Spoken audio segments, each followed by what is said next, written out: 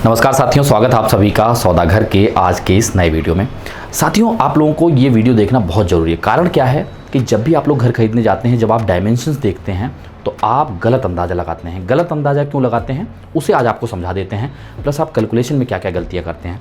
तो ये वीडियो पूरा आखिरी तक देखें, और जिनको भी जो है नया प्रॉपर्टी खरीदने का मन है और निकल रहे हैं खरीदने के लिए, उन तक ये वीडियो जरूर शेयर करिए, जिससे उनको ये तमाम जानकारियाँ मिल सके। अभी आप सामने देखिए, जो ये टाइल आप देख पा रहे हैं, ये टाइल आपको भी पता है ये 2 फीट बाई 2 फीट का है, पर हम भी गलत कह रहे हैं और आप भी गलत सोचते हैं। ऐसा क्यों है मैं आपको आगे बताता हूँ। और साथियों, जब आप किसी सैंपल फ्लैट को देखते हैं या फिर जब आप अपने घर का पोजीशन ले रहे होते हैं, तो हम डायमेंशन में एक बेसिक गलतियाँ जरूर करते हैं। आइए उससे समझते हैं। जैसे समझिए, ये आपका लिविंग एरिया है और इसका जो विड्थ है वो 10 फुट 7 इंचेस और जो लेंथ है ये 15 फुट 8 इंचेस का दिया गया। तो हम एरिया निकालने के लिए करते क्या हैं, 10.7 इंटू 15.8 करके इसका स्क्वायर फीट में हम लोग एरिया निकाल लेते हैं। पर इस तरीके से निकालना गलत है। क्यों गलत है ये भी आपको आगे एक्सप्लेन करेंगे, जो हमने आपको 2x2 के टाइल के बारे में बताया उसके बारे में भी। इसलिए आप इस वीडियो को आखिरी तक जरूर देखें। यदि आपको प्रयास पसंद आए तो लाइक शेयर करने के साथ साथ आप अपने चैनल सौदागर को सब्सक्राइब करना ना भूलें। आइए ये पूरी जो है डिटेल को समझने के लिए यहाँ पे आपके लिए कैलकुलेशन तैयार कर लेते हैं और उसके बाद आपको डिटेल में इस टॉपिक को समझा देते हैं।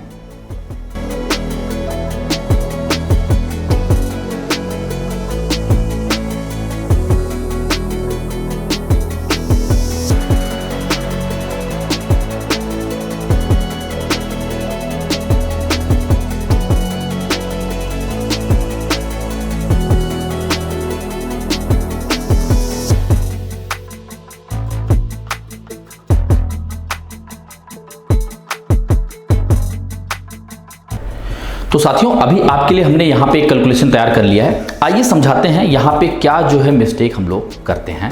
अगर आप देखें, यहाँ पे हमने सबसे पहले आपको बताने की कोशिश की है कि 12 इंच में 1 फीट, यानी कि 1 फीट में 12 इंचेज होते हैं।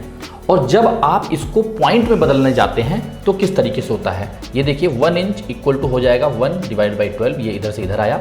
और यहाँ पे 1 इंच इक्वल टू हो जाएगा, अगर आप इसे डेसिमल में समझेंगे तो 0.083 होगा। अब यहाँ पे देखिए, मान लीजिए ये आपका कोई लिविंग एरिया है। लिविंग एरिया का डायमेंशन हमने रखा है 10 फुट 7 इंचेस, 15 फुट 9 इंचेस। अब इसके एरिया को निकालने के लिए अमूमन हम लोग क्या करते हैं, 15.9 किया इसे, और इसको जो है आपने 10.7 करके मल्टीप्लाई किया, तो आपका क्या आ गया यहाँ पे 170.13। वहीं जब हम इस फॉर्मूले के हिसाब से, जो ये इंच है, पहले इसको डेसिमल में बदलेंगे, क्योंकि हमने यहाँ पे जो डेसिमल लगाया है ये इंच के लिए लगा दिया, जो कि अपने आप में ये गलत हो जाता है। ये वाला जो बॉक्स मैं बना रहा हूँ ये गलत है। जब हम इसे पॉइंट में बदलना चाह रहे हैं तो 0.9, ये जो 9 इंच है, इसे हम मल्टीप्लाई करेंगे 0.083 से। जब आप मल्टीप्लाई करेंगे तो आ जाएगा 0.75, इसलिए हमने 15.75 लिखा। और जब आप ये 10.7 जो आपने लिखा था, जब 7 इंच को आप पॉइंट में बदलेंगे तो 7 को मल्टीप्लाई कर देंगे 0.083 से, तो ये आ जाएगा 58। तो 10.58 हो गया। इसे मल्टीप्लाई कर रहे हैं तो आपका क्या आया 166.63। आप देखिए, एक छोटे से लिविंग एरिया में अगर जिसका डायमेंशन छोटा, बिल्कुल छोटे लिविंग का मैंने साइज दिया, जो आजकल जो है छोटे फ्लैट में बनाए जा रहे हैं, तो यहाँ पे आपको 15 फुट 9 इंचेज और 10 फुट 7 इंचेज का जो ये एरिया है, डायमेंशन है, यहीं पे आपको 4 स्क्वायर फीट का फर्क आ गया। तो साथियों, अब आप समझने की कोशिश करिए, एक छोटे से लिविंग एरिया में 4 स्क्वायर फीट का फर्क आ रहा है, जहां पे आज अच्छे लोकेशंस में प्रॉपर्टीज की जो कीमत है वो 12,000 13,000 रुपए स्क्वायर फीट है। मैं ये टोटल जो आपका टोटल पैकेज बनता है उसे अगर आप कारपेट एरिया से डिवाइड करते हैं तो वो 12,000 साढ़े 12,000 रुपए आ रहा है। तो आप समझिए कि ये 4 स्क्वायर फीट क्यों लिविंग, जब आप टोटल एरिया निकालेंगे, टॉयलेट का निकालेंगे, किचन का निकालेंगे, रूम का निकालेंगे और लॉबी एरियाज का निकालेंगे, एंट्री फॉयर का निकालेंगे, तो आप समझिए एक फ्लैट में आपका जो कैलकुलेशन है वो कहाँ पे कम हो जाता है। एक चीज़ यहाँ पे समझिए, इस तरीके से जो मैंने आपको यहाँ पे कैलकुलेशन समझाया है। तो ये बेसिक मिस्टेक हमें कभी नहीं करना चाहिए कि अगर आपको इंचेज में दिया है, डायरेक्ट उसे पॉइंट में मत करिए। उसे पॉइंट में अगर आपको लिखना है इंच को, तो आप उसे 0.083 से मल्टीप्लाई कर लीजिए और फिर आप निकालिए। कई बार जब हम अपने फ्लैट का जो है कारपेट एरिया निकालते हैं तो भी हम ये बेसिक मिस्टेक कर देते हैं। अब आइए आपको एक चीज़ और बताते हैं।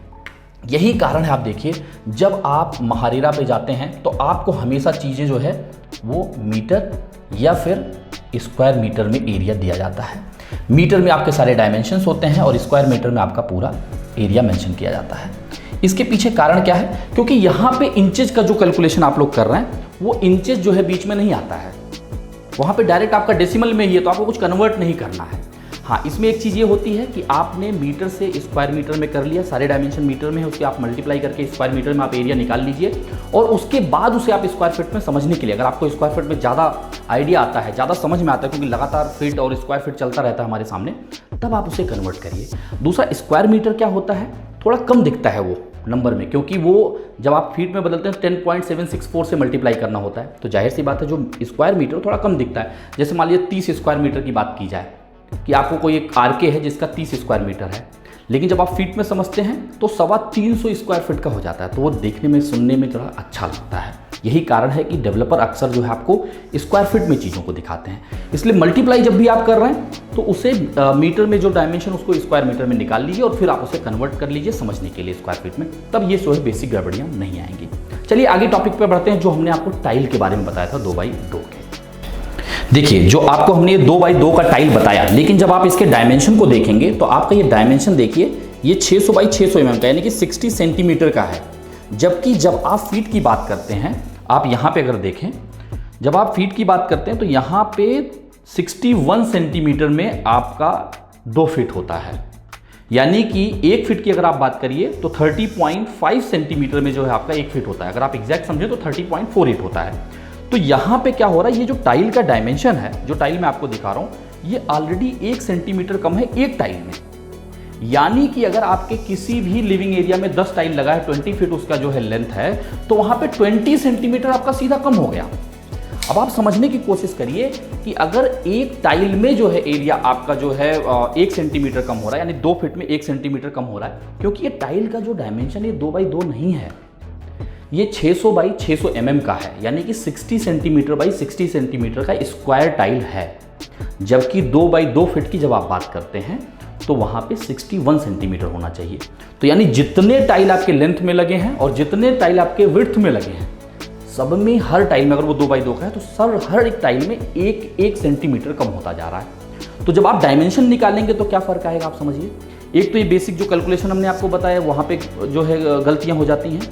दूसरा, जब आप घर का पोजीशन लेने जा रहे हैं, आपने 5 टाइल काउंट किया, आप उसे 10 फीट मान के चल रहे हैं, लेकिन 5 टाइल में आपका 5 सेंटीमीटर तो वहीं कम हो गया, उसके बावजूद भी कम आता है।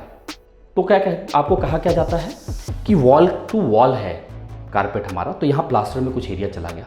चलिए स्कर्टिंग में चला गया, समझ में आता है, इसके प्लास्टर में भी जाएगा, चलिए समझ में आता है। लेकिन ऑलरेडी जब 5 टाइल में 5 सेंटीमीटर तो ऑलरेडी चला गया, 5 सेंटीमीटर यानी कि 2 से 2.5 इंच, तो जब 2-2.5 इंच, क्या 2-2.5 इंच से ज़्यादा तो प्लास्टर होता नहीं है, तो यानी कि उसी में एडजस्ट हो जाना चाहिए था, लेकिन उसके बावजूद भी कम आ रहा है, यानी कि उसमें कारपेट कम होता है।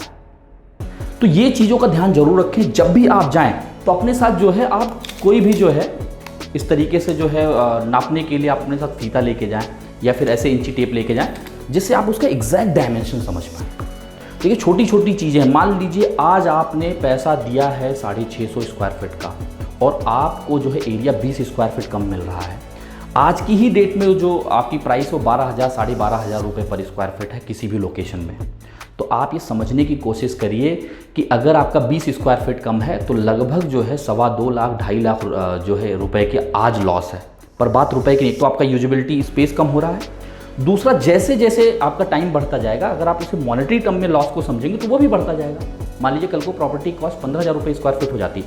ये जहाँ जितने भी मैं प्राइसेस बता रहा हूँ ये total package divided by carpet area करके आपको बता रहा हूँ। कोई भी अच्छे लोकेशन का आप देखेंगे तो वहाँ का रेट 11,500-12,000 के ऊपर ही है, 12,500 13,000। आप जैसे जैसे लोकेशन को अपग्रेड करते जाएंगे इसका रेट बढ़ता जाएगा। Total package divide by the carpet area.